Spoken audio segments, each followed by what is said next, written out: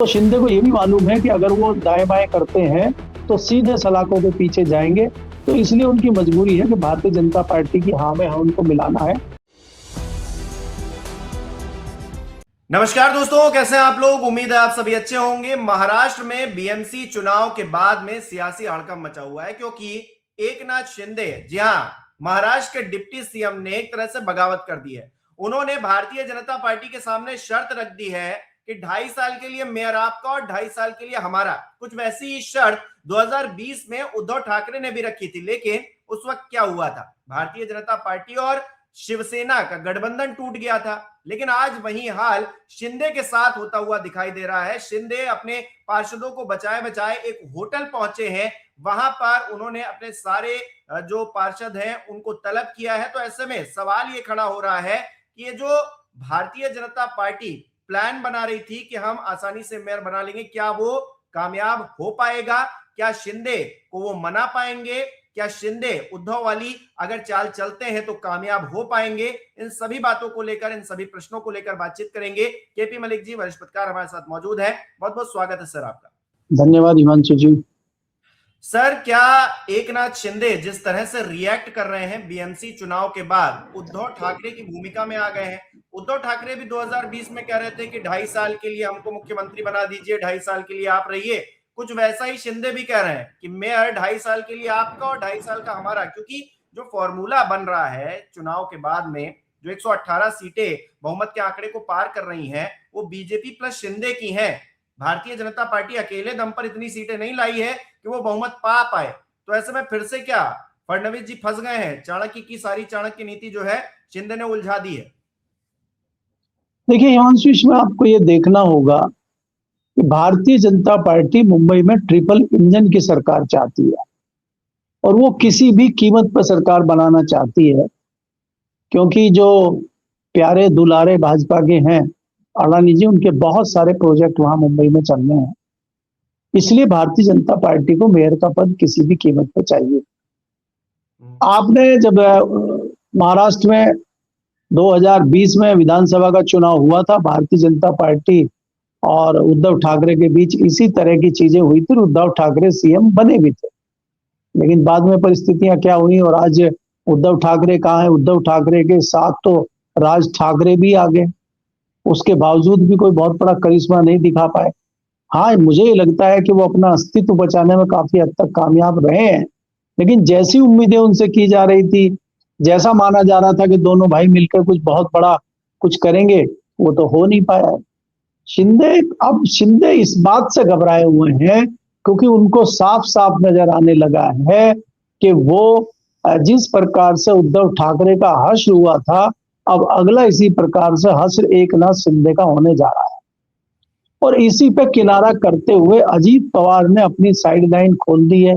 उनको पता है कि जब भी कोई विकट परिस्थितियां होंगी तो वो शरद पवार के साथ जाके खड़े हो जाएंगे और उनका एक जो चंक है वोटरों का, वो उनके साथ है। बीएमसी में बहुत ज्यादा इन लोगों का, एनसीपी का पहले भी कोई इतना ज्यादा मामला नहीं होता था। शहर में तो ज्यादा दबदबा शिवसेना का ही होता था। तो उस हिसाब से हालांकि जो उम्मीद अजीत पवार से भी थी, उसपे वो भी उस पर बिल्कुल खरे नहीं उतरे हैं। इसीलिए वो शरण में पहुंच गए हैं शरद पवार की, और शरद पवार का आशीर्वाद ले रहे हैं और कह रहे हैं आगे मेहनत की जाएगी। अब भारतीय जनता पार्टी की अगर आप बात करते हैं, भारतीय जनता पार्टी का सीधा सीधा पैटर्न है कि अब वो सबसे पहले शिंदे के ही जो पार्षद हैं उनको तोड़ना शुरू करेंगे और शिंदे कुछ नहीं कर पाएंगे। इसको आप इस पैटर्न पे भी देख सकते हैं कि जिस प्रकार से नीतीश कुमार के सारे रास्ते भारतीय जनता पार्टी ने बिहार में बंद कर दिए हैं। जैसा कि हम पहले कहते थे कि नीतीश कुमार और जो ये अपने यादव है, लालू का जो लड़का है, उसके साथ मिलकर सरकार बना सकते हैं। और वो उन्होंने इस लायक ना नीतीश को छोड़ा और ना उसको छोड़ा, तो दोनों ही निपट गए। तो इसलिए महाराष्ट्र में भी आज इस हालत में उन्होंने एकनाथ शिंदे को नहीं छोड़ा है कि वो बगैर भाजपा के इस पुरानी शिवसेना में विलय करके या अजीत पवार के साथ मिलके अपनी अलग सरकार बना ले। उसकी मजबूरी है, उसको भारतीय जनता पार्टी के साथ रहना होगा। जिस प्रकार से शुरू में उन्होंने बड़ी तिगड़मबाजी करी थी और सीएम बनूंगा, मैं ये बनूंगा, और बाद में गांव चले गए थे, थोड़े दिन रूठा बनाई चली और बाद में कुछ नहीं हुआ और टाई टाइफिस हो गई। इसी प्रकार से मैं आपको निश्चित तौर पर कह सकता हूं कि भारतीय जनता पार्टी अपना मेयर बनाएगी, और अपना मेयर बनाने के लिए उसको इतना जरूरी इसलिए है क्योंकि वहां अडानी के जितने प्रोजेक्ट चल रहे हैं वो मुंबई महानगर पालिका उसमें बहुत महत्वपूर्ण स्थान रखती है, और ये सारी चीजों को करने के लिए भारतीय जनता पार्टी किसी भी हद तक जा सकती है। तो शिंदे इसमें कुछ बहुत ज्यादा कर पाएंगे मुझे नहीं लगता। शिंदे को तो यही होगा कि इनके साथ रह के ही अपनी दुकानदारी चलती रहे, कार्यकर्ताओं को भी अपना लाभ चाहिए, इनको भी अपना लाभ चाहिए, अपने हित चाहिए। तो हित भारतीय जनता पार्टी के साथ रहकर थोड़े बहुत सध सकते हैं। अगर आप भारतीय जनता पार्टी से अलहदा होने की कोशिश करेंगे तो फिर तो सीधा सीधा रास्ता आपके पास सलाखों वाला है। आपने देखा होगा भी, एक राजस्थान के एक विधायक भारतीय जनता पार्टी छोड़ के चले गए थे, अगले दिन उनके यहाँ ईडी पहुंच गई, अगले दिन 24 घंटे पूरे नहीं होने दिए उन्होंने। तो शिंदे को यह भी मालूम है कि अगर वो दाएं बाएं करते हैं तो सीधे सलाखों के पीछे जाएंगे। तो इसलिए उनकी मजबूरी है कि भारतीय जनता पार्टी की हाँ में हाँ उनको मिलाना है। थोड़ी नखरेबाजी जरूर करेंगे थोड़े दिन, लेकिन अल्टीमेटली उनको भारतीय जनता पार्टी की तमाम शर्तें मानते हुए सरेंडर करना ही होगा। जी। अच्छा सर, आपको लग रहा है ये जो बीएमसी का चुनाव हुआ है या फिर महाराष्ट्र में जो और वार्डों में चुनाव हुए हैं और जगहों पर निकाय चुनाव हुए हैं, उन्होंने बहुत कुछ साबित किया है। साबित ये किया है कि सियासत में कुछ भी हो सकता है। हमने देखा कि भारतीय जनता पार्टी और कांग्रेस स्थानीय स्तर पर एक साथ हो गए थे एक वक्त। शिंदे किस तरह से साइडलाइन कर दिए गए थे। हमने देखा कि किस तरह से ठाकरे बंधु जो है इतने सालों की जो उनकी आपसी जो एक मतलब खींचतान थी उसे खत्म करके वो एक मंच पर आ गए। तो सियासत में कोई भी किसी के साथ जा सकता है, ये साबित हो गया है। ऐसे में महाराष्ट्र में जो तमाम खिचड़ी पकी है, जो विधानसभा चुनाव आएंगे, जो अगले लोकसभा चुनाव आएंगे, वो अपने आप में बहुत ज्यादा क्रूशल होने वाले हैं और शिंदे की बहुत बड़ी भूमिका रहेगी भारतीय जनता पार्टी के साथ। क्या वो रहेंगे क्या नहीं रहेंगे, इसको लेकर अब संशय और ज्यादा बढ़ने वाला है। देखिए हिमांशु, अगर आप देखें, खाली आप महाराष्ट्र में ही नहीं, अगर देश की राजनीति की भी बात करते हैं, भारतीय जनता पार्टी में तो अनोखी अनोखी चीजें हो रही हैं। भारतीय जनता पार्टी के अध्यक्ष पद के लिए जो 20 तारीख को चुनाव होना है, उससे अडवाणी जी को और जोशी जी को भी बाहर कर दिया जो संस्थापक है। तो एक ये नया चीज दिखाई दी आपको। प्रधानमंत्री जी राज ठाकरे के साले की लड़के की शादी में पहुंच गए थे। तो ये भी देखिए क्या अनोखा क्या था। और राज ठाकरे से क्या प्रधानमंत्री जी चाहते थे, क्यों इतना इंपॉर्टेंट हो गया उनको कि दिल्ली में उनकी शादी में उनको जाना पड़ा। दूसरा, आपने कई सारे ऐसे तमाम उदाहरण हैं कि विरोधी के साथ आप जाते हैं। मायावती जी आरोप लगवाती हैं कि मुलायम सिंह ने उनको मरवाने की कोशिश की, उनके पास गुड्डे भेजे, ये किया। और हमने ये भी देखा कि मायावती का और समाजवादी पार्टी का गठबंधन भी हुआ। तो ये राजनीति में तो कुछ भी हो सकता है। कल जो आपका दुश्मन था वो दोस्त हो सकता है, और आज जो आपका दोस्त है कल वो दुश्मन हो सकता है। तो ये राजनीति है, इसमें कुर्सी मैं आर्टिकल लिखा है इस पर कि ये वेस्ट बंगाल में जो जोरा कुश्ती चल रही है ममता बनर्जी की और भारतीय जनता पार्टी की, अब ये क्या हो रहा है। भारतीय जनता पार्टी इतने दिन से क्यों चुप बैठी थी। ममता बनर्जी के ऊपर कोई सारी चीजें ठंडी पड़ी थी और ममता बनर्जी ने भी आरोप प्रत्यारोप अडानी के ऊपर, भारतीय जनता पार्टी के ऊपर बंद कर दिए थे पिछले दिनों। जब सारा विपक्ष कांग्रेस और समाजवादी पार्टी धरने प्रदर्शन कर रही थी, अडानी के खिलाफ बात कर रही थी, तब ममता बनर्जी चुप्पी मार गई थी एकाएक।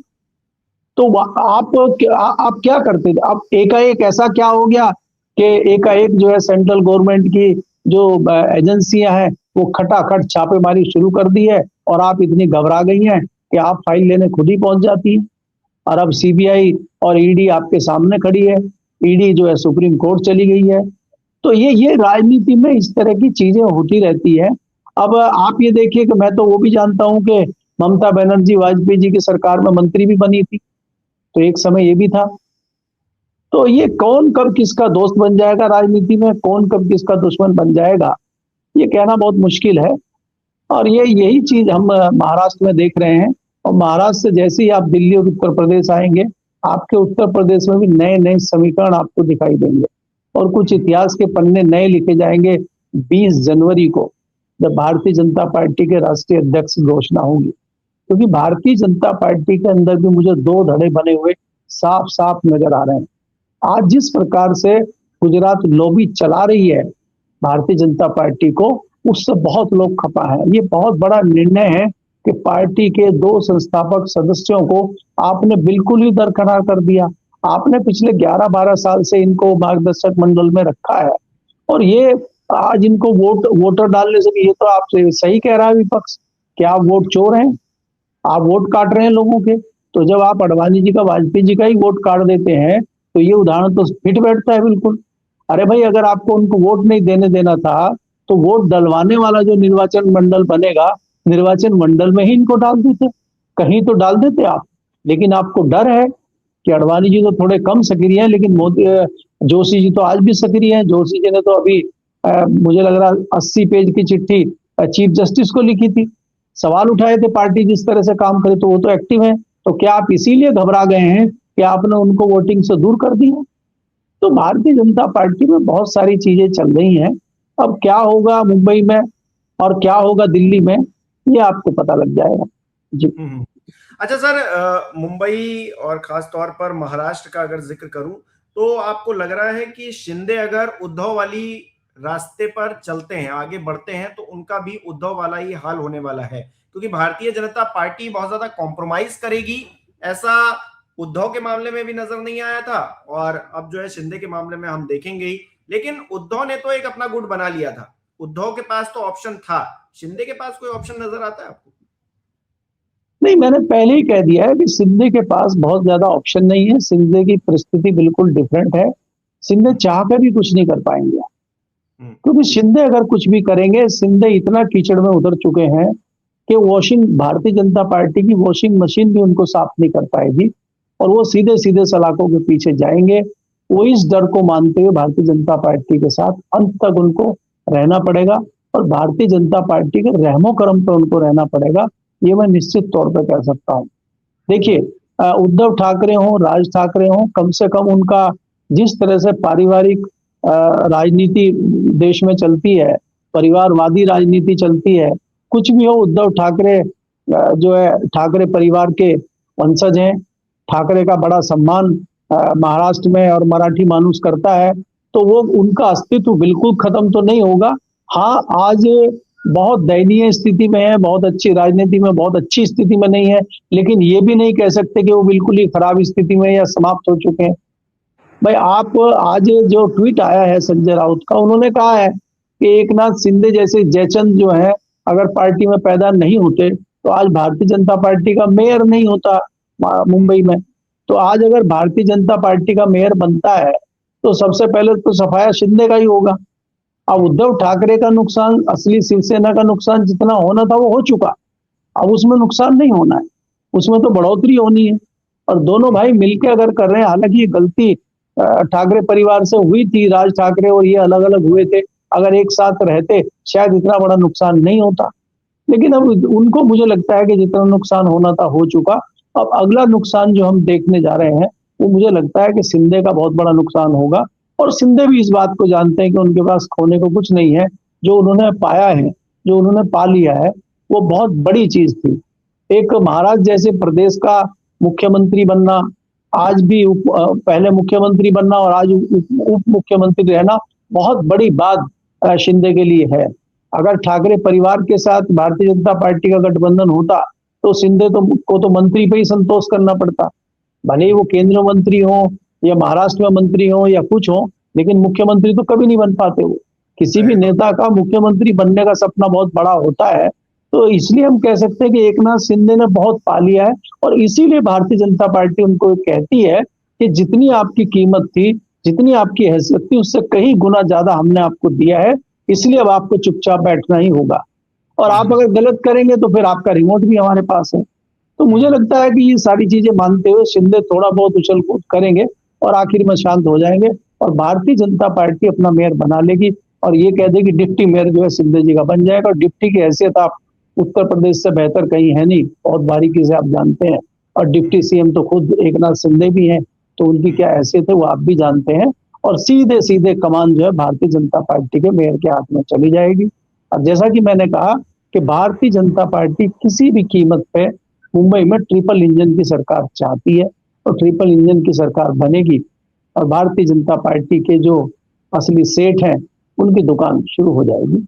ये रणनीति है जी। बहुत बहुत शुक्रिया केपी मलिक जी हमारे साथ जुड़ने के लिए, तमाम बातचीत के लिए और महाराष्ट्र की राजनीति को हमारे दर्शकों को समझाने के लिए बहुत बहुत धन्यवाद आपका। और हमारे जो दर्शक हैं वो किस तरह से देख रहे हैं इस विषय को, उनको क्या लगता है कि शिंदे क्या जिस तरह से आंख दिखा रहे हैं उतनी उनकी हैसियत है, क्या वो दिखा सकते हैं, और अगर दिखाते हैं तो उनका हश्र क्या होगा? क्योंकि उद्धव के पास तो जैसे कि बातचीत में ये निकलकर सामने आया उनके पास ऑप्शन था, लेकिन यहाँ पर जो शिंदे हैं उनके पास बहुत ऑप्शन हो ऐसा नहीं है, और ऐसे में शिंदे कहीं ना कहीं फंस चुके हैं। वो अपने पार्षदों को बचा रहे हैं फिलहाल के लिए, हॉर्स ट्रेडिंग ना हो इसके लिए वो कोशिशें कर रहे हैं।